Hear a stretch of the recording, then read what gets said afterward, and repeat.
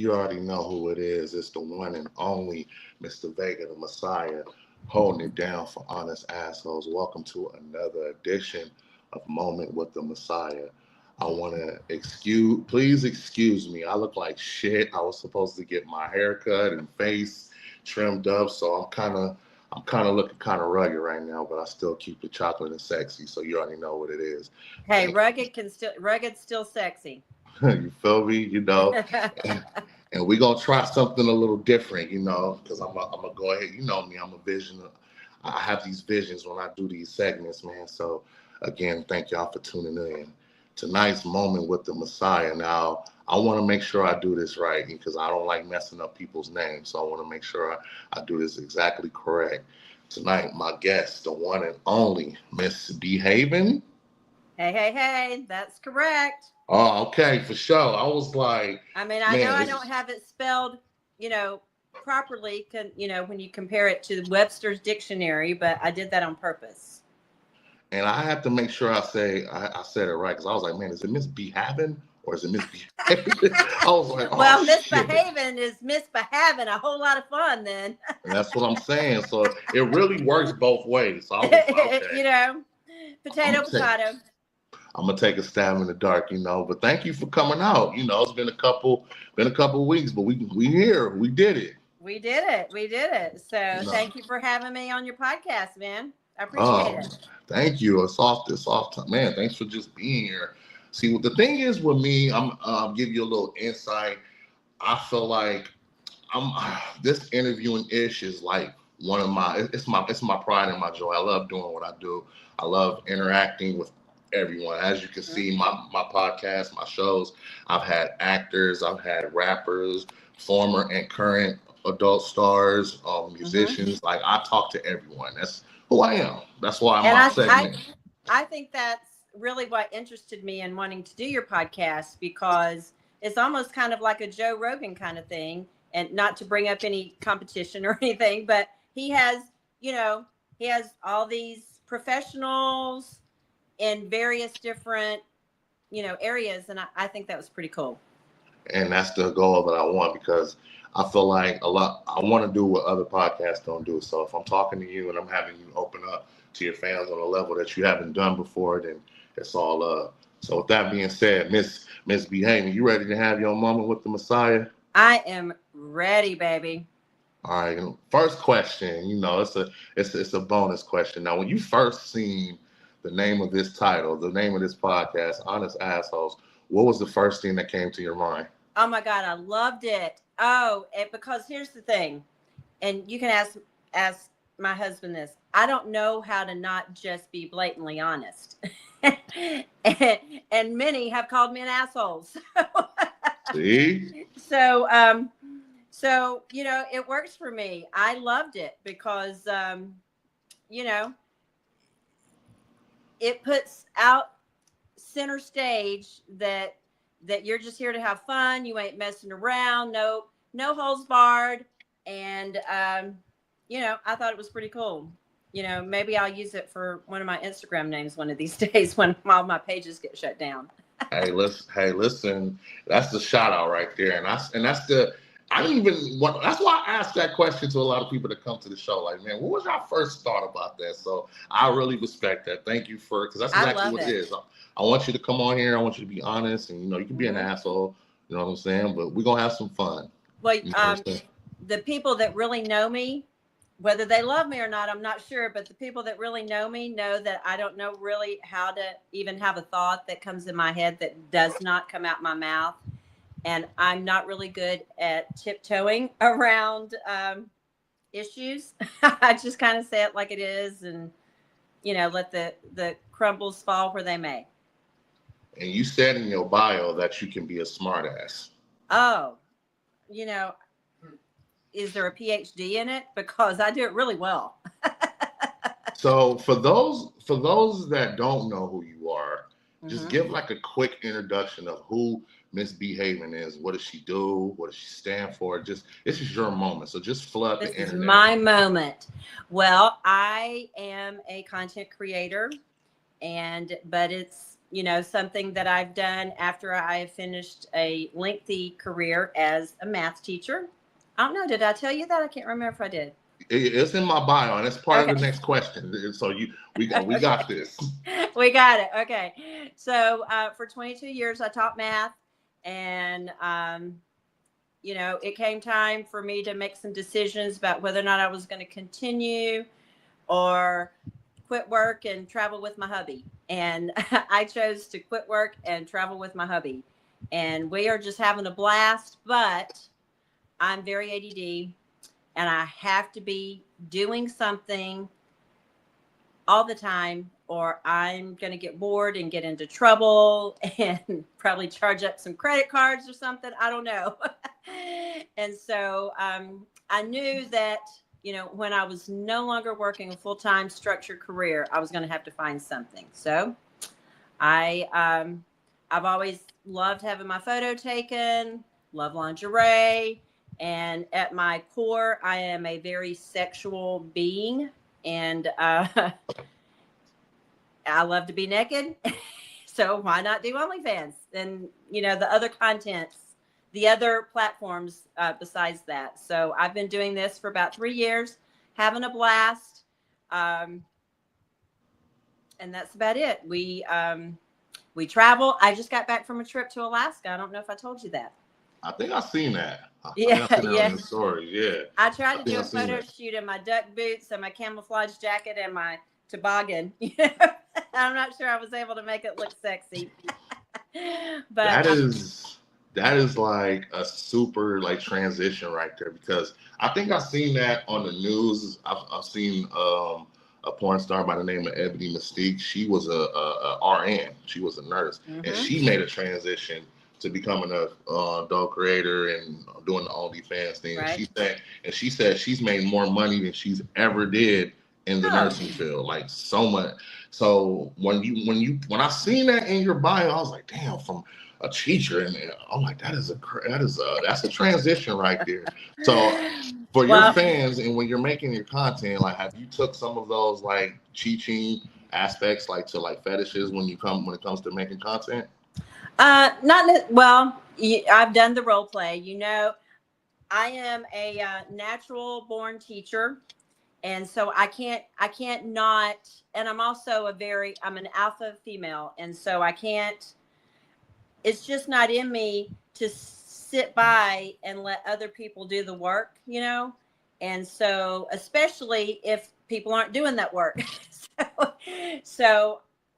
I typically, in a lot of my scenes, not all, kind of take the lead and, figure out the scene we're going to do and come up with ideas. But here's the thing about me is I work very well on an off-the-cuff, impromptu basis. If you're going to make me sit down and plan things out, then that, for me, takes all the fun and the sexiness out of it.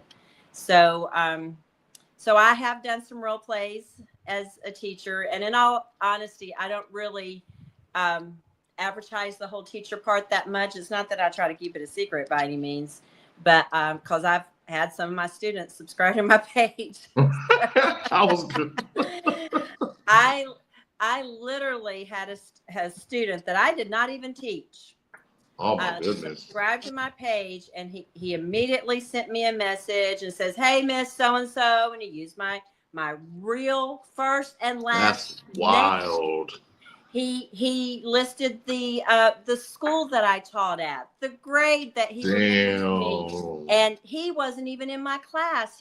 And this is what he said. He said, "I always hoped that you would take me out behind the barn and whoop my ass." And I was like, see, this is why I asked that question, because it's always a kid's fantasy about a hot teacher. That's why I had to open that door. And because this shit is funny right here. He said he wanted you to whoop his ass. Well, I have in my prior career, I'm a natural born kind of like drill instructor personality. I don't take any shit. I don't want to put up with your shit. And, when I'm teaching school, I'm there to teach school. Once I shut that door, I'm the boss. and I make it fun, I make it interesting, all those things, but I ain't gonna put up with your shit.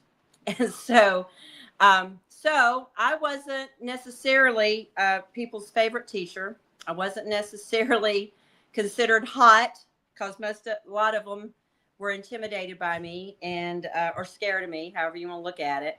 And so I don't know that any of them really had fantasies to do that, but I do know the very first OnlyFans I set up. Oh Lordy, one of my sons, who is an adult in his 30s, and it was his best friend in high school, middle and high school.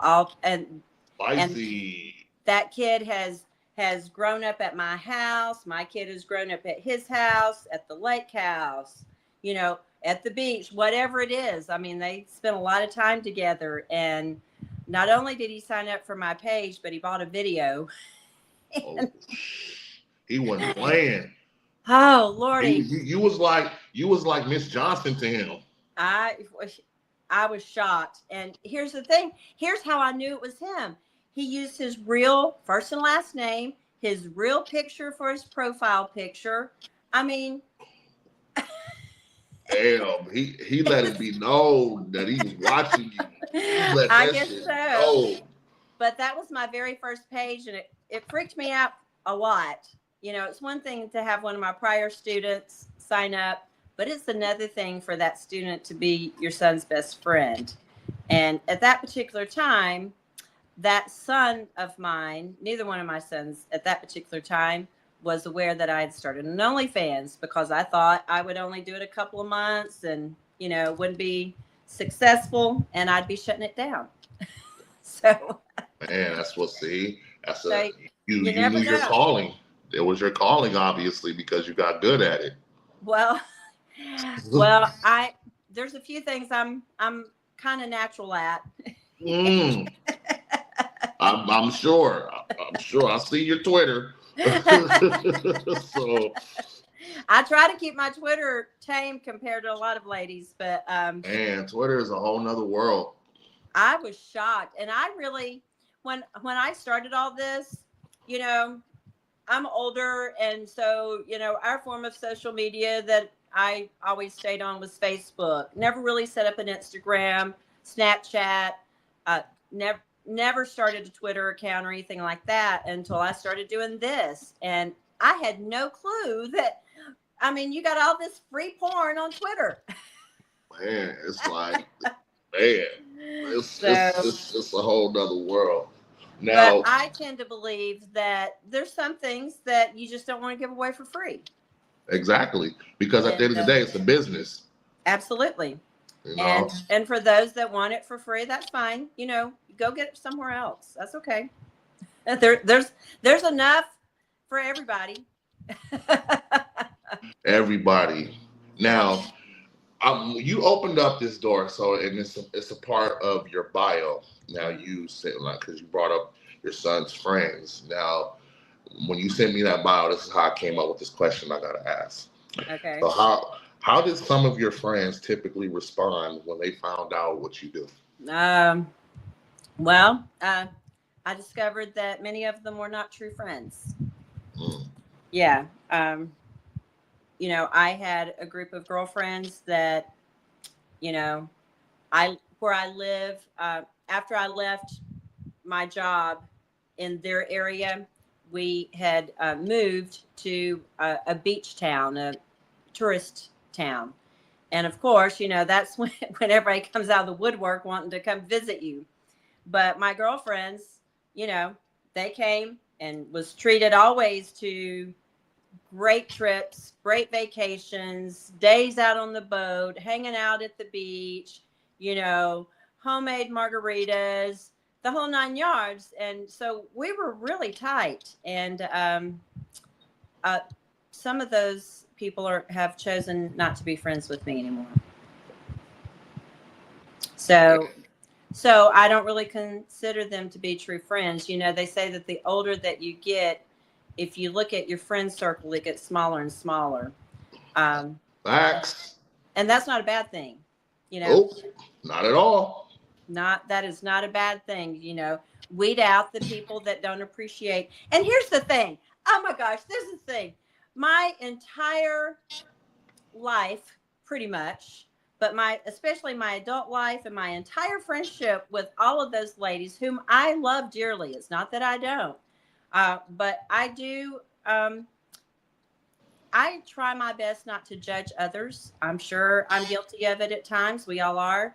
Um, but I don't really respond well when someone else feels the need to cast their judgmental opinions upon me, especially if they're going to care so little about me that it comes through in a text message and ends a 20-something year friendship.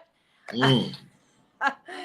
So I don't really respond well to that. Doesn't mean I don't love them, you know, but we were really close. And so some of those friends, a couple of those friends have stuck by me. They're still good friends. You know, they don't want to know all the details about what I do, who I do it with, and where it's posted and how. They don't want to know those things, but they love me for me. And so, that's the only kind of people I really want in my circle. So, I will say that my older son, he knows just about everything there is to know about the whole situation. He knows that we go to swinger lifestyle resorts and things like that, and he knows a whole lot more than my younger son does. So I haven't. I don't know. That's that. A mom and a son's relationship, in my opinion, is a little different than a mom and a daughter's relationship. It's not saying one is better than the other, but I feel like if I had a daughter, it would be easier to tell her. And I'm not really sure why I think that, but I kind of do. So my younger son knows enough, but he's also the kind of person that he knows that I will tell him everything and not hold back. And he doesn't want to know everything. I bet. Well, I can only imagine. Because, I'm the mom that, okay, when they were in middle and a freshman, I think in high school, I knew that in their sex ed class, I knew what they were and were not getting taught. And the only thing they were getting taught was abstinence, which is all fine and well for people that choose that route and can stick to it. Those are not my sons, probably. So I knew that they were not teaching certain things, like things about, like I taught my sons not to kiss a girl that had an active fever blister, because that's a virus. And so, but the way that they learned that is I took them to their favorite Mexican restaurant. And I'd already decided I was going to have some kind of discussion with them. And so, they're in their chips and salsa, eating their rice and beans and all that shit. And I look at them and I said, "Hey, guys, I just want to talk to you, Bennett. And I started talking to them about dating and different things. I said, so, you should never kiss a girl that has a fever blister." And so, of course, their response is, "Oh, yeah, Mom, gross. I would never kiss a girl that had an active fever blister, blah, blah, blah, blah, blah, blah, blah, blah, blah." And so I let them stew on that for a little bit. And then we ate some more. And I said, do you know why you don't want to kiss a girl that has a active fever blister? "Oh, yeah, we know why." "Okay, tell me why." Well, they didn't know. And so we get through that part of the conversation. I explained to them that it's a virus that everybody carries in their body. And for some people, they get cold sores and active blisters and stuff, and that's contagious. So then I said, and I'm sure you probably know where this is probably about to go. And I said, and you should never let a girl with an active fever blister give you a blowjob. To which they almost choked on the chips and salsa. That's a no. When I think of a cold sore, I think of the movie How High, when they just don't pass him the blunt. Like, don't pass that nigga the blunt.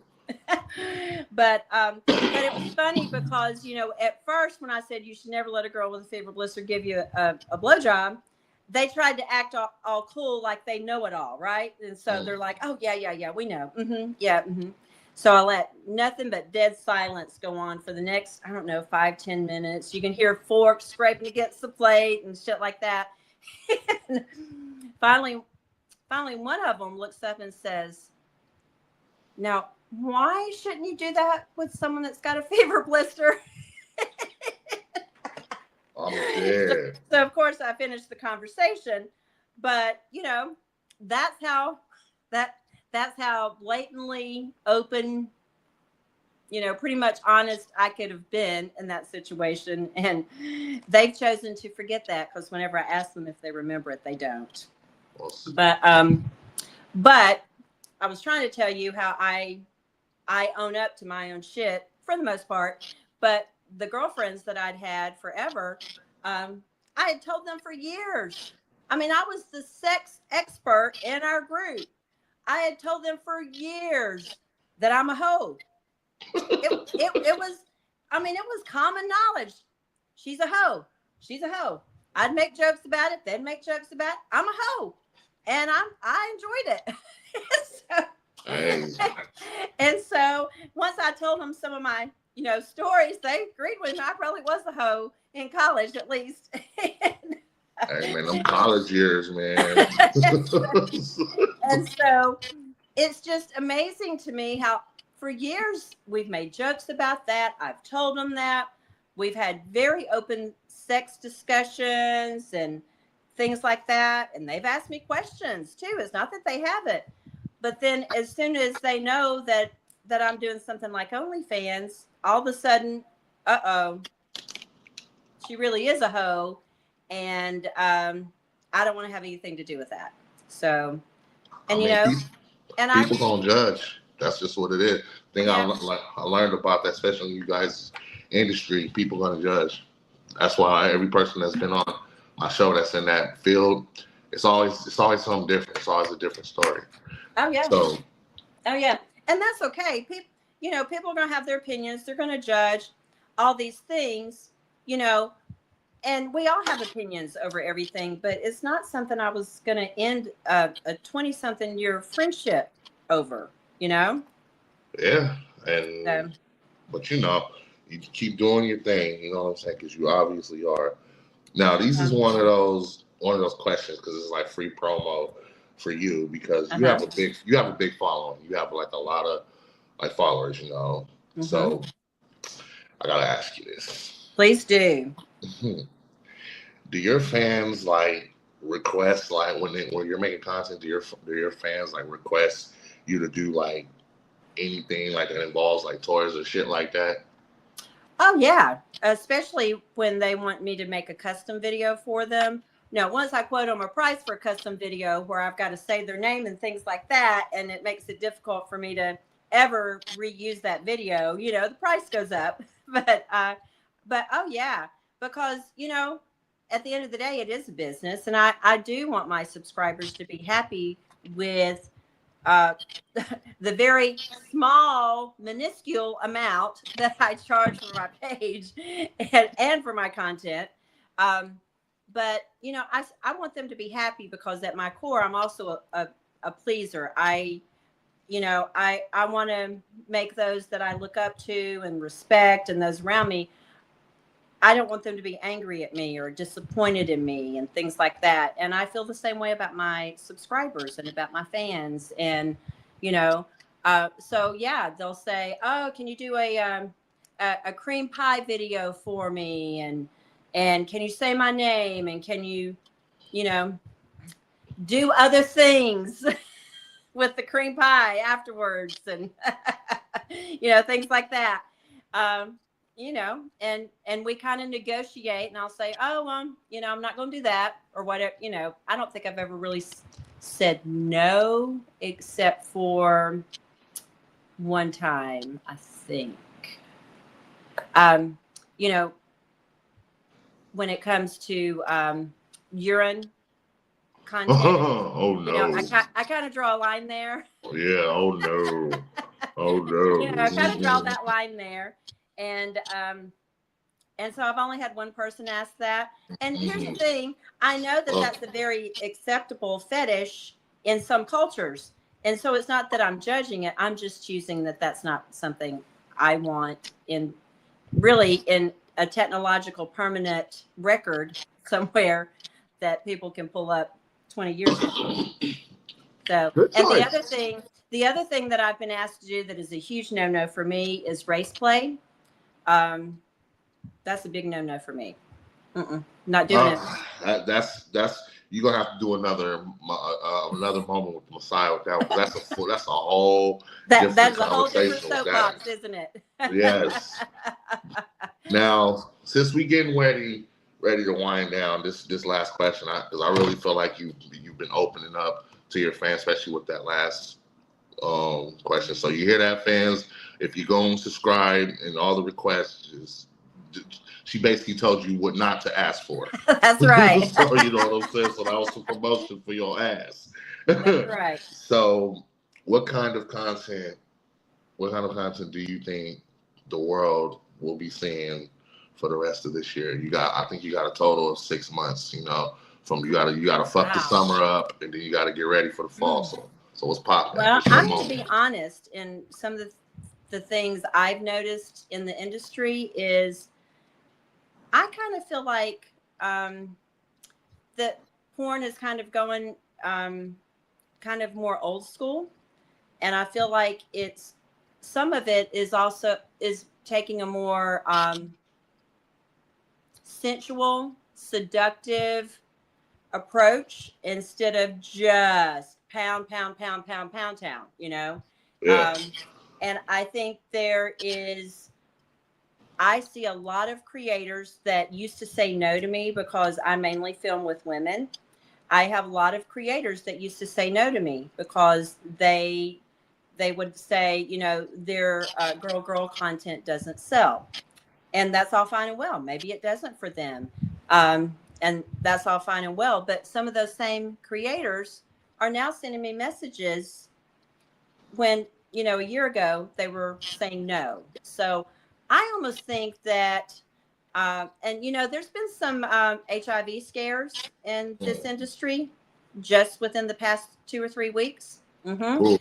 Even though we have a standard, we have one company, maybe two, maybe there's a third one at this point, that those are the only companies that we will accept test results from, and they can't be older than 14 days.